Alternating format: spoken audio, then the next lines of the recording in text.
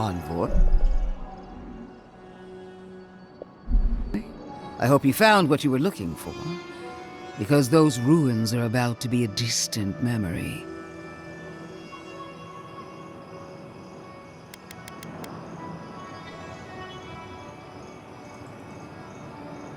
And the dream scourge. Yet you walked away unscathed.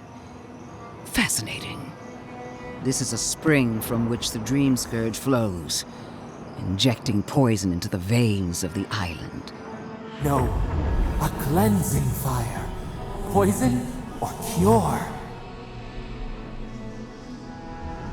The same poison we burned out of Sever. The only thing you burned was hope, and I am determined to get it back, even if I must take it from you. Charming. Stand by my side, and we can strike a blow at the dream scourge. And at Sabadal.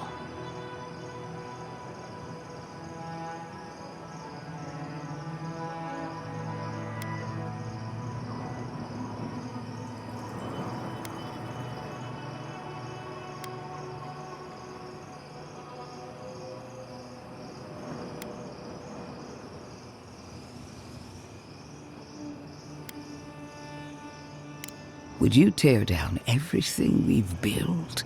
Abandon our oaths because they were too difficult to fulfill? I've been watching you, Envoy.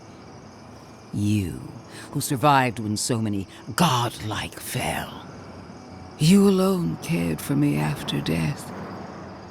And I alone recognized the force of nature you'd one day become. No one has even glimpsed what you truly are. Not as I have. The light that shines from within you is blinding. She's using the past against you. Don't fall for it. I even asked the gods what made you so remarkable. And the burned queen opened my eyes to what you are. We knew the chaos of the living lands had an origin. How could I have known that you were its offspring?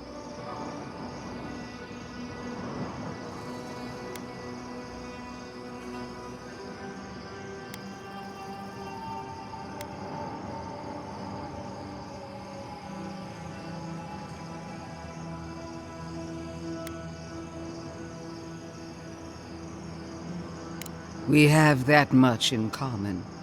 There are two plagues in the living lands. Help me destroy one, and the other will follow. Ashes. Nothing of the Akita will remain.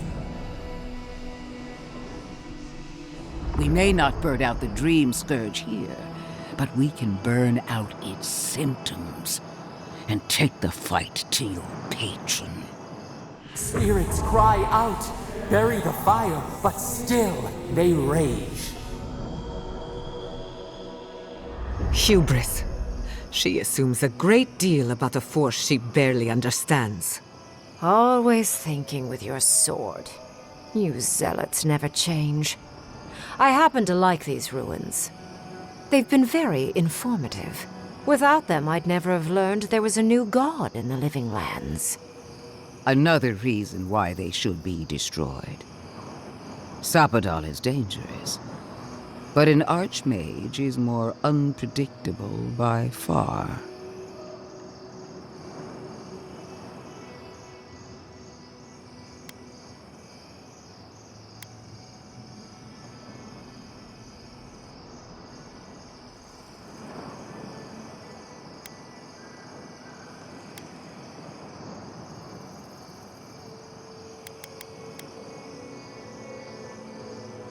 I do love it when people choose to listen to reason. I have an alternate solution to the problem at hand. This should be amusing. I am not talking to you, am I? Don't interrupt me.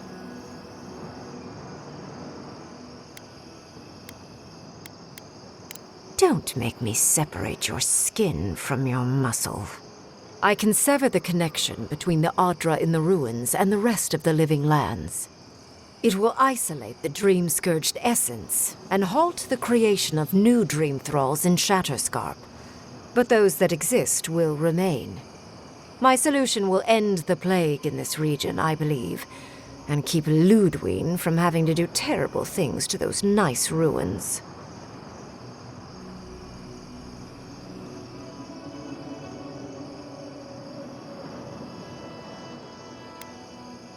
There's one thing I'd like to add. Severing the Adra will require the use of a truly immense amount of essence, which, well, will result in a few deaths. A few deaths? What about Quilici? And the other Furians? And Quilici? Gods, you're right. Gentle sleep. One moment day, the next, a poppy's dream to carry them to the Garden of Night. They would feel no pain.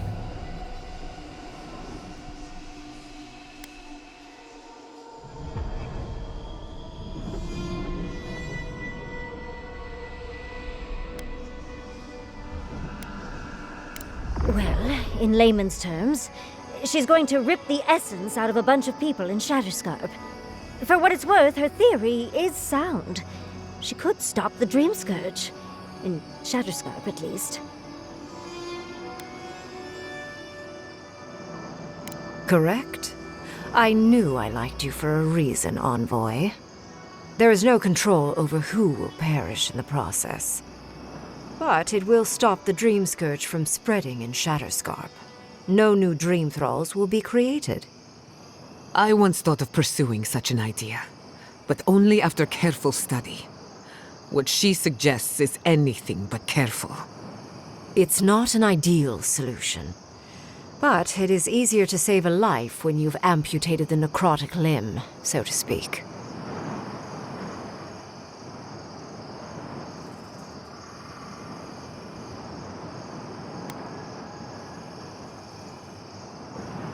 You surprise me, Envoy. After showing mercy to your own killer, you would condemn innocence to pain and death. She would sacrifice the very people we're trying to save, and for what? Not even to destroy the Dream Scourge, merely to slow it down. Destroying the ruins and killing the Dream Thralls within is also a short-term measure. Lodwyn's solution will eventually result in the same number of casualties, possibly even more. If only the Inquisitor was as astute as you. Regardless, you're correct. So long as the Dream Scourge exists, more people will become infected. And the infected will take more lives, and this will continue indefinitely. She has no idea what the consequences of her actions might be. And neither do you. Envoy, I want to show you something.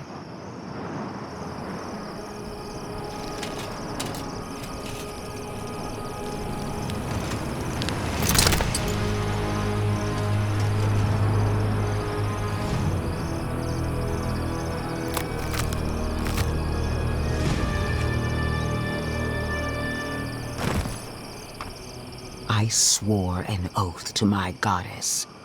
A solemn vow that I would give everything in service to her. Even myself. And I did so, gladly. Sapadal wants the same devotion from you. The only difference is, you never had a choice.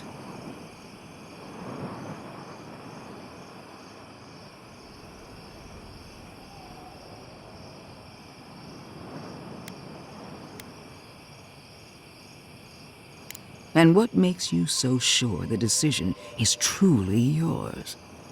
Sapadal has been whispering in your ear, guiding you, influencing you. You owe Sapadal nothing, and yet they demand everything. That is not devotion. It's cruel. What an amateur. She accuses Sapadal of what she intends to inflict on you. Don't fall for it. Yes, quite difficult to decide whether to believe your new god or the angry skeleton actively threatening us. Godlike. I leave the choice to you. Both options will bring harm. The question is, which will bring more good?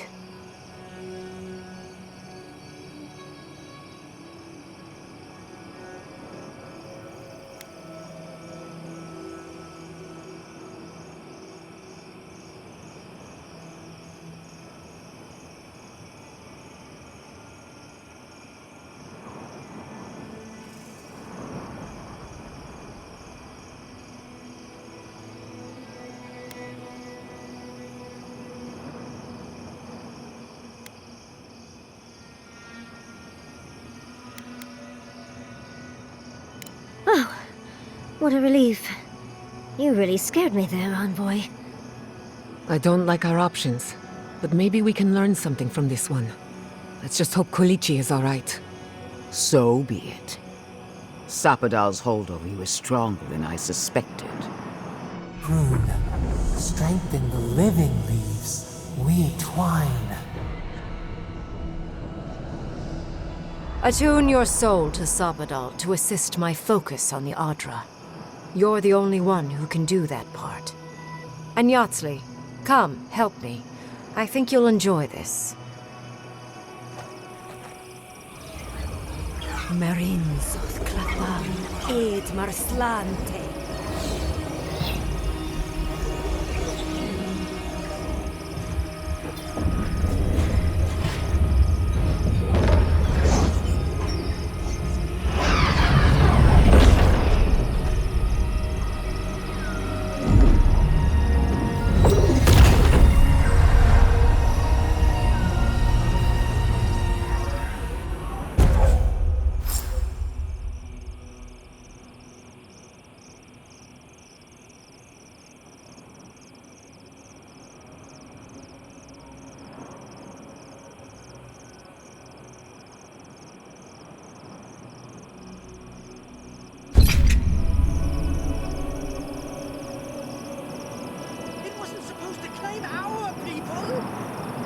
Inquisitor allowed this.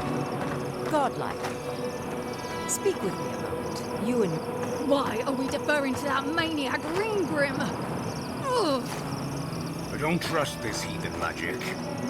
Why are we deferring to that maniac Ryngrim? No progress without sacrifice. This magic